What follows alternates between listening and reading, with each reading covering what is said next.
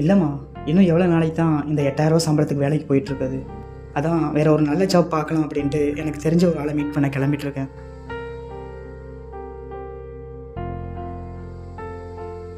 இனிமேல் அவரை வேலைக்கு போக வேணான்னு சொல்லுமா. இனிமேல் எல்லா செலவையும் நானே பார்த்துக்கிறேன். என்னம்மா அப்படி பார்க்குற?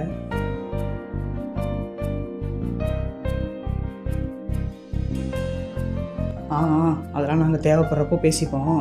நீ போய் அப்பாவுக்கு வேணுங்கிறத பண்ணு போ. ஆமாம், அப்புறம் அப்பாவுக்கு என்ன பிடிக்கும் அப்படின்றத கேட்டு சொல்கிறியா? நான் ஈவினிங் வரும்போது வாங்கிட்டு வரேன்.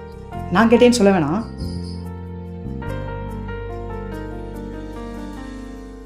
அப்பா இருக்கும்போதே அவருக்கு வேண்டியதை செய்து விடுங்கள், இல்லையேல் செய்ய முடியாமலே போய்விடும்.